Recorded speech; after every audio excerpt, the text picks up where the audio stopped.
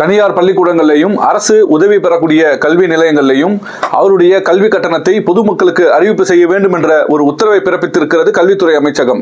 மிகவும் பாராட்டுக்குரிய ஒரு அறிவிப்பை இன்றைக்கு தமிழக அரசு செய்திருக்கிறது.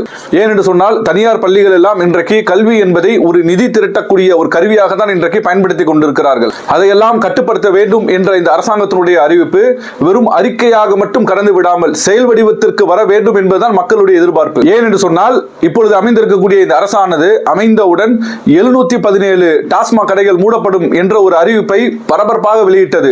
ஆனால் அந்த வெளியிட்ட அறிவிப்பு எல்லாம் வெறும் அறிக்கையாக சுட்டிக் கொண்டிருக்கிறதே தவிர முழுமையாக செயல் வடிவத்திற்கு இன்னும் அது வரவில்லை. வழிபாட்டு தலங்களுக்கு அருகாமையில் இருக்கக்கூடிய கல்வி நிலையங்களுக்கு அருகாமையில் இருக்கக்கூடிய டாஸ்மாக் கடைகள் எல்லாம் இன்னும் இயங்கிக் கொண்டிருக்கிறது. உடனடியாக அதை மூடுங்கள் என்று சொல்லி மக்கள் எல்லாம் இன்றைக்கு வீதியில் இறங்கி போராடி கொண்டிருக்கிறார்கள். நீங்கள் உண்மையில் நாங்கள் அறிக்கையோடு நிற்கவில்லை, செயல் வடிவத்தில் நாங்கள் கொண்டு வந்து விட்டோம் என்று சொன்னால் அந்த 717 கடைகளையும் மாவட்ட வாரியாக கடை எண்களோடு அரசாங்கத்தினுடைய இணையதளத்தில் நீங்கள் வெளியிட்டிருக்க வேண்டும். ஆனால் இன்று வரையிலும் அதை வெளியிடவில்லை. இதை நாம வெறும் காழ்ப்புணர்வுல சொல்லல. தமிழக வெற்றி கழகத்தினுடைய கூட்டணியாக இருக்கக்கூடிய காங்கிரஸ் கட்சியினுடைய எம்பி மாணிக் தாக்கூர் அவர்கள் இன்றைக்கு ஒரு செய்தியில சொல்லி இருக்கிறாங்க.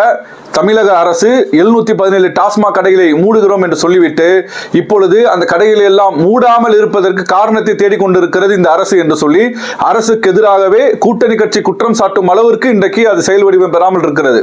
இந்த டாஸ்மாக் அறிவிப்பு போன்றே கல்வி கட்டணம் குறித்த அறிவிப்பும் வெறும் சுற்றறிக்கையாக அறிக்கையோடு இது சென்று விடுமானால் கண்டிப்பாக தமிழக மக்கள் உங்கள் அரசின் மீது முழுவதுமாக நம்பிக்கை இழந்து விடுவார்கள். சமீபத்தில் கூட ஒரு கல்லூரியில ஒரு பட்டமளிப்பு விழா நிகழ்ச்சி நடக்கிறது.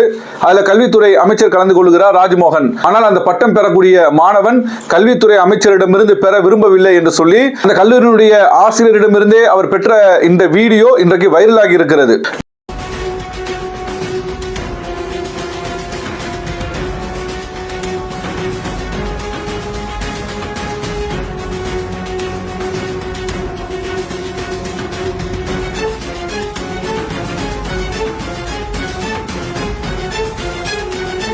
உண்மையிலே நீங்கள் உங்களுடைய திட்டங்களுக்கு எல்லாம் செயல் வடிவம் கொடுத்தால் மட்டும்தான் மக்கள் உங்களை மதிப்பார்கள், கண்ணியத்துக்குரிய இடத்திலே உங்களை வைப்பார்கள். இல்லை என்று சொன்னால் இது போன்று இன்னும் பல புறக்கணிப்புகளை நீங்கள் சந்திக்க வேண்டி வரும்.